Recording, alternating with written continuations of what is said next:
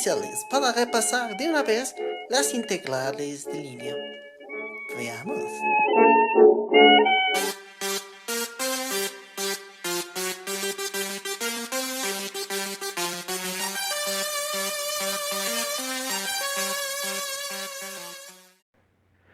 Bien, hola, ¿qué tal? La idea de hoy es que ilustremos algunos cálculos de potenciales o diferencias de potencial utilizando algunos campos dados.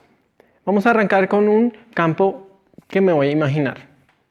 Voy a imaginar un campo dado por esto. Y para hacerlo un poco más explícito, pensemos que es dos-dimensional. Olvidémonos de la tercera coordenada. Entonces tenemos un campo que va a depender de una constante K, que no es la constante de Coulomb, no la confundamos, es simplemente que se va a encargar de fijar las unidades. Y vamos a hacer el ejercicio de calcular la diferencia de potencial entre el origen y un punto arbitrario x0, y0. Entonces vamos a hacerlo por dos caminos. El primer camino va a ser simplemente una trayectoria donde de primeras me voy a mover en el eje X y después nos movemos verticalmente en el eje Y.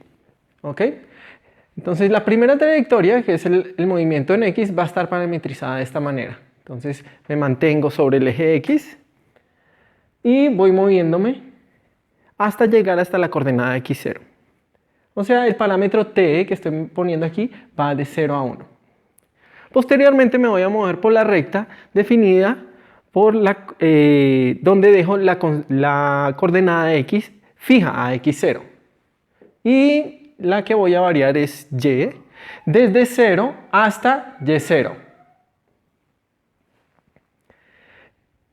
Y entonces tenemos que calcular la integral de línea del campo allí. Para esto entonces lo que tengo que hacer es calcular el diferencial de línea, que es derivar la curva que estoy tomando veces el de t, el parámetro con el que voy a integrar.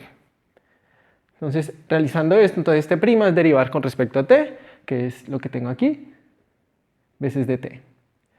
Y lo otro que tengo que hacer es ver cómo es el campo a lo largo de esa curva. Entonces lo que tengo que ver es, recordemos aquí tengo que el campo es yx, la componente x es la coordenada y la componente y es la coordenada x. Ahora sobre esa curva la coordenada y es 0, entonces aquí voy a poner un 0. Y la coordenada x es x0 t, y eso es lo que pongo en la componente y. Y para calcular la integral de línea lo que tengo que hacer es el producto punto entre el campo y mi diferencial de línea. Como este tiene componentes solamente en y y este solamente componentes en x, entonces esto me da 0. Y lo que tengo es que la integral de línea a través de ese primer tramo que va solamente sobre el eje x es 0. Nos queda entonces ahora movernos verticalmente sobre esta línea gamma 2. Allí entonces hago el diferencial de líneas, va a ser la derivada de la curva con y veces el diferencial de t. En este caso entonces solamente tengo componentes y. ¿Ok? Y para el campo, entonces x toma solamente valores x0 y la coordenada y toma valores y0t. Y realizo el producto punto. Entonces el producto punto entre estos dos simplemente me va a dar k x0 y0 de t. O sea que la integral que tengo que realizar para hacer la integral de línea que me interesa está simplemente por la integral de 0 a 1. El parámetro varía de 0 a 1 de este integrando. Pero todo esto es constante, entonces sale y me queda simplemente k x0 y0. De esta manera entonces calculamos la integral de línea del campo eléctrico a través de esta trayectoria que hemos dividido en dos caminos. Podemos hacer el cálculo con un camino que conecte directamente estos dos puntos. Ese camino entonces está parametrizado por la siguiente curva con el t nuevamente variando de 0 a 1. Entonces simplemente lo que hago es apuntar en esa dirección e ir agrandando el vector desde 0 hasta 1. ¿Sí? Este es el vector que apunta directamente a ese punto. Entonces haciendo lo mismo, el diferencial de longitud, la derivada de este, que va a ser x0, y0 veces el dt. Y aquí, entonces, las coordenadas y son simplemente y0t y la coordenada x es x0t, es lo que tengo acá. De esta manera, entonces, puedo hacer el producto punto entre ellas dos. Y aquí me falta un 2, acabo de dar cuenta. Entonces, cuando realizo el producto punto entre E y DL, me da aquí un 2K x0 y0 t de t. Y así entonces puedo escribir la integral de línea ahora sobre el camino gamma, verde, Voy a reemplazar lo que tengo aquí. Y ahora tengo que integrar de 0 a 1. Y esto es lo único que va a variar. O sea, me va a quedar la integral de t, o sea, un medio de t cuadrado. Y ese medio va a cancelar este 2, de tal manera que obtengo esto. Lo que estoy obteniendo es que por este otro camino, el valor de la integral de línea da exactamente lo mismo que haber cogido el camino primero horizontal y después vertical. Obviamente esto no demuestra que el campo con el que esté trabajando es conservativo, porque tiene que ser por todos los caminos posibles entre dos puntos. Sin embargo, es posible mostrarlo y en efecto este campo es un campo conservativo. Ya vamos a ver herramientas para determinarlos fácilmente. El hecho es que como tengo un campo que va a ser conservativo, yo puedo entonces asignarle un potencial, no una diferencia de potencial. ¿Ok? Y esa diferencia de potencial la vamos a definir con respecto al origen, la vamos a llamar el potencial. Y si se dan cuenta, yo he cogido una coordenada arbitraria, x0 y y0, las voy a llamar xy.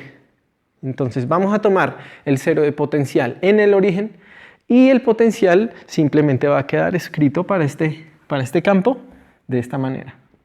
Sin embargo, debemos recordar que nuestra definición de potencial viene con un menos para que efectivamente me entregue el trabajo realizado por unidad de carga en presencia del campo eléctrico. Entonces, a este potencial, si pensamos en este como si fuera un campo eléctrico real, entonces le debemos aplicar aquí un menos para coincidir con nuestras definiciones. Ahora sí, veamos un ejemplo con campos que ya hemos evaluado. Los dos siguientes ejemplos van a ser más realistas en el sentido que corresponden a ejemplos que ya hemos realizado. Empecemos con la placa infinita uniforme. En este caso, lo que tenemos es que sobre la placa, pensemos que la placa está en z igual a 0, y sobre la placa quiere decir zetas positivos. Tengo que el campo está dado por esto.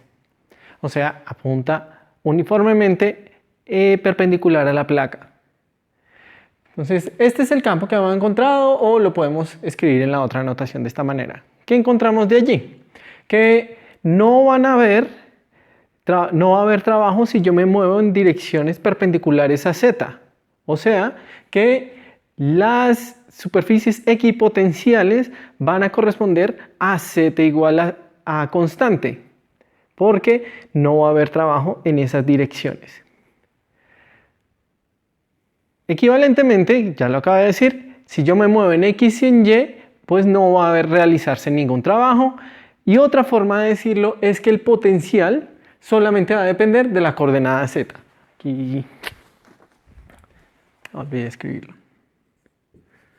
Entonces tengo tres formas de decirlo, que no hay trabajo cuando me muevo en direcciones perpendiculares a Z, o que las equipotenciales corresponden a superficies con Z constante, o simplemente que el potencial depende solamente de la coordenada Z.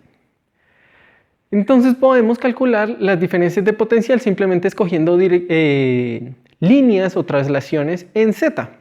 Vamos a precisamente calcular la diferencia de potencial con la placa. O sea, vamos a arrancar de la placa y nos vamos a mover verticalmente hacia arriba y vamos a calcular esa diferencia de potencial. Entonces, como dije, nos vamos a mover verticalmente y aquí voy a simplemente tomar la coordenada Z como parámetro, un poco distinto a lo que acabamos de hacer en el anterior caso.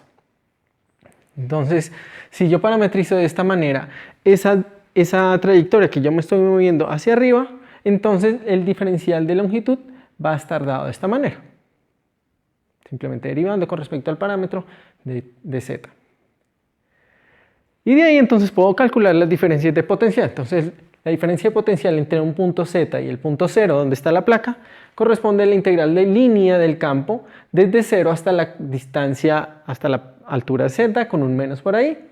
Y aquí lo que he hecho es reemplazar precisamente esto, punto, esta expresión que tengo acá.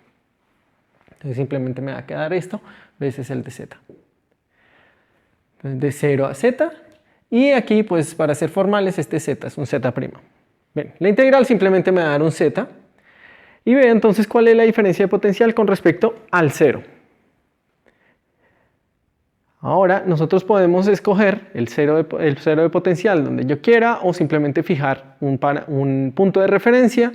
Vamos a fijar el punto de referencia precisamente en la placa y vamos a darle a esta un potencial φ0, para así poder definir el potencial como tal. Entonces el potencial como tal va a estar dado como la diferencia de potencial respecto al potencial en z igual a 0. Entonces dijimos que este era el potencial en la placa, y el potencial entonces está escrito de esta manera. Todo este análisis lo he hecho suponiendo que estoy arriba de la placa.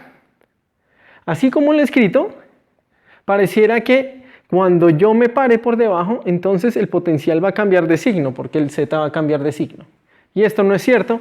Ya habíamos hablado que este sistema precisamente tiene una simetría de reflexión alrededor de la placa, y entonces tengo que corregir eso. Entonces en general voy a tener que para todo el espacio, tanto arriba como abajo, entonces el potencial se puede escribir como proporcional al valor absoluto de z. Entonces con este signo menos y pensando que el sigma es positivo, lo que estoy diciendo es que el potencial cada vez que yo me alejo de la placa es menor. ¿Ok? Bien, entonces un ejemplo un poco más realista porque corresponde a un campo que ya evaluamos. Recordemos que de todas maneras es un campo aproximado, no es realista en el sentido que no existen placas infinitas uniformes. El otro ejemplo es otro campo que ya evaluamos también, que es el de la línea infinita recta uniforme. Para ella habíamos encontrado un campo dado por esto, y entonces ahí podemos hacer una lectura similar. Vemos que mientras yo no varíe el potencial, mientras yo me mantenga en ρ constante, como el campo apunta en dirección perpendicular, aquí estoy utilizando coordenadas cilíndricas, entonces cualquier trayectoria perpendicular va a mantener las diferencias de potencial constante. O sea, hay unas superficies equipotenciales que precisamente corresponden a dados, o sea, cilindros. ¿Qué nos quiere decir eso? Que si yo me muevo tanto en z como en θ, no va a haber trabajo. Equivalentemente que, y otra vez se me olvidó, que este potencial solo va a depender de la coordenada radial ρ. Entonces son tres formas de decir lo mismo. Decir cómo son las equipotenciales o en qué coordenadas va a depender mi potencial. Entonces, dicho esto, voy a coger trayectorias radiales. No me va a interesar ninguna componente tangencial ni en z. Entonces la trayectoria que voy a escoger para calcular la diferencia de potencial va a estar dada radial y la parametrizaré en términos de su coordenada radial también. Aquí entonces voy a cambiar de notación para el camino. Anteriormente estaba utilizando esta notación, aquí la voy a escribir así para no confundirnos y tener bien claro que estamos trabajando en coordenadas cilíndricas. Entonces, haciendo el mismo procedimiento, el diferencial de longitud va a ser la derivada de este. Me va a entregar ese diferencial de longitud, y entonces puedo calcular las diferencias de potencial entre dos distancias distintas. ¿Sí? No tienen que estar colineales, puede una estar corrida porque habíamos dicho que las traslaciones angulares o en z no van a afectar. Entonces esto es simplemente el producto punto entre el campo y el de L, donde como son paralelos aquí, simplemente me entrega lo que con el menos. Entonces me queda la integral de 1 sobre ρ, que es el logaritmo, y encuentro entonces la diferencia de potencial entre estos dos puntos. Ahora entonces esto quiere decir que puedo definir un potencial, ¿cierto? Yo puedo definir el potencial de esta manera, de tal manera que yo puedo encontrar cualquier diferencia de potencial, así, restando los dos potenciales que voy a encontrar, voy a volar en ρ1 y en ρ2, fijando un potencial en algún punto a cero. Lo importante es que estos dos casos que estoy discutiendo aquí son o corresponden a sistemas no acotados. Ellos se extienden hasta infinito. Y entonces en estos dos casos yo no puedo fijar el potencial en el infinito a cero. Aquí pude haber fijado, aquí por ejemplo pude haber fijado el potencial en la placa igual a cero, poniendo este phi 0 a 0. Y aquí pude haberlo escogido en algún punto arbitrario, pero en el infinito no, ¿sí? Entonces pude haber escogido que, por ejemplo, en ρ1 el potencial fuera 0 y entonces mido todos los potenciales con respecto a él. Y estos tres ejemplos ahora ilustran precisamente la situación de cómo calcular potenciales conociendo los campos. Entonces, espero haya sido ilustrador y nos seguimos viendo. Gracias, chao.